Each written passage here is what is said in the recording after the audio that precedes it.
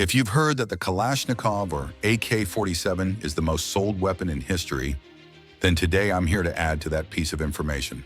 The MiG-21 is the best-selling aircraft in the world. It was sold across every continent except North America. Of course, both the AK-47 and the MiG-21 are icons of Russian military manufacturing. Welcome with Weapons of War channel post, Power Struggle. After World War II, a new world order began to form under the shadow of two emerging superpowers, the United States and the Soviet Union, what many referred to as Great Russia. The USSR exerted its influence over many parts of the world through the ideology of communism. To maintain this dominance, the Soviets invested heavily and aggressively in weapons manufacturing, with a particular focus on narrowing the military technology gap with the United States, especially in the field of aviation. At the time, the Americans were leading with advanced aircraft like the F-14 and the Phantom. The Soviet Air Force had a fighter jet called the Sukhoi, which, though domestically produced, was inferior in maneuverability and speed compared to the American Phantom. A bold decision to surpass the Phantom. In the early 1950s, the Soviet government made a crucial decision. They would develop a new aircraft model that would surpass the American Phantom in both speed and capabilities. This meant starting from scratch with new designs, research, and experiments, all aimed at outperforming the Phantom. Russian intelligence agencies launched a focused and intense operation to gather all possible data on the Phantom, its design, combat efficiency, maintenance procedures, and potential flaws. Their objective was clear: create a new Russian aircraft that would remain superior to the Phantom for many years to come. Top secret development program. The research team assigned to the new aircraft project operated under the highest levels of secrecy and with an unlimited budget.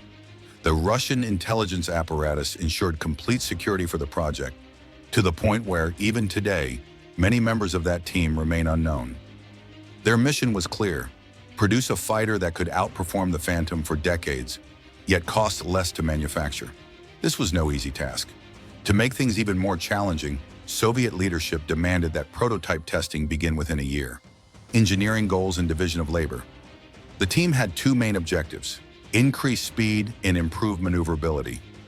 In simple terms, the goal was to design a lighter aircraft with a more powerful engine and more precise guidance and navigation systems. The team was divided into three specialized subgroups. One focused on reducing the aircraft's weight, the second on developing a more powerful engine, and the third on enhancing guidance and navigation systems. All three teams worked in parallel and in full coordination. Innovative design for reduced weight. The first team succeeded in reducing the aircraft's weight by replacing the solid metal fuselage with a double-layered metal shell, about 2 millimeters thick, filled with lightweight materials to occupy the space between the layers. This not only reduced the aircraft's weight, but also improved insulation inside the plane, allowing the systems to perform better while consuming less energy, and therefore less fuel.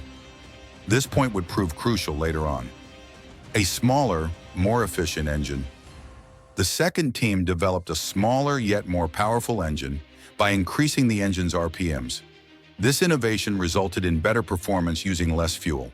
For example, if a liter of fuel previously powered the engine for 2 minutes, after this enhancement, the same liter could power it for 2.5 minutes, significantly improving fuel efficiency. Advanced navigation in a single fuel tank. The third team built upon the successes of the other two. With better fuel efficiency, maneuverability improved dramatically. Fighter jets traditionally relied on 2 fuel tanks, main and reserve, mounted on the left and right sides of the fuselage to maintain balance. However, thanks to the new fuel efficiency, only one central tank at the rear of the aircraft was necessary. This reduced the load on the wings, making them lighter and faster to move, which enhanced both maneuverability and speed. Weaponization. A leap beyond the Phantom. With design and engine goals met, the next phase was weaponization. While the American Phantom carried 3 missiles and could drop bombs from the air, the Soviets wanted more. They equipped the new fighter with a heavy machine gun, 2 precision-guided missiles, and bombs. Installing a machine gun in a fighter jet was almost unthinkable at the time due to the complexities of maintaining aircraft balance, pressure regulation, and structural integrity. But the weight savings from the new design made it feasible.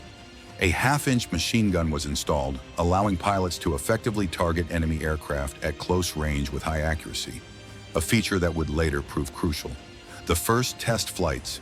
In 1953, 10 prototypes of the MiG-21 were launched, and the top 10 pilots in the Soviet military were selected to test them in the Siberian desert under the tightest security measures.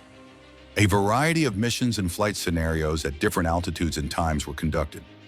The results were astonishing. 7 out of the 10 aircraft met all mission objectives with 100% success. This exceeded even the highest expectations.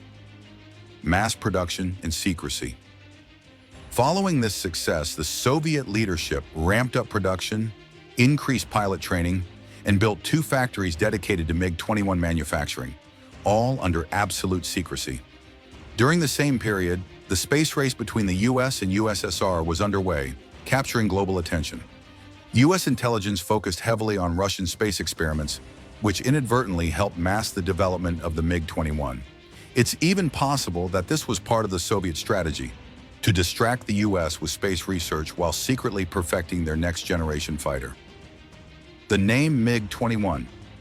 The name MiG is short for complete control, and the number 21 refers to the 21st century, symbolizing that this aircraft would give Russia military dominance into the new century. Global deployment and American alarm. In 1955, it was announced that 250 MiG-21 jets would enter service in the Soviet Air Force. Some of these were gifted to allied nations, including 15 jets sent to Egypt. This development stunned the Americans. A new Soviet aircraft had emerged, and they had no intelligence on its design. No blueprints, nothing. Russia tightly controlled all design secrets. Even countries that received the jet as a gift were not allowed to service or modify them outside of Russian military air bases and under strict security protocols. Combat success and global spread. The MiG-21 achieved enormous sales and increased Russia's global influence. The US responded by allocating unlimited budgets to acquire a MiG-21 or its full design. During the Vietnam War in the 1960s and 70s, the North Vietnamese Air Force used the MiG-21 against US forces. Many American pilots were killed or wounded in air battles, and some requested discharge due to the superior MiG-21. The MiG-21 and the Arab-Israeli conflict. Around this time, Israel was preparing for the 1967 war. Its problem was that Egypt and Syria had large numbers of MiG-21s, while Israel had American Phantom jets. Israeli and American strategists feared that in aerial combat, the MiG-21 would dominate the Phantom. As a result, they planned to destroy the MiG-21s on the ground before they could engage. An approach that was unfortunately executed in the 1967 war, when Egyptian and Syrian air forces were decimated on the ground in the opening hours.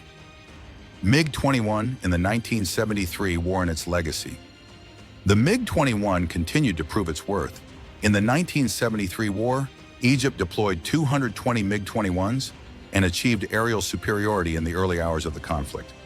Official sales of the MiG-21 began in 1957 and continued until 2008, making it the best-selling fighter jet in the world. It remains a legend of Russian military engineering and a symbol of Soviet resilience and power in the face of American dominance. If you followed along this far, thank you for your support. If you enjoyed the video, don't forget to like and share it so more people can discover it. Also, subscribe to the channel and activate the bell icon to stay updated with all our latest content.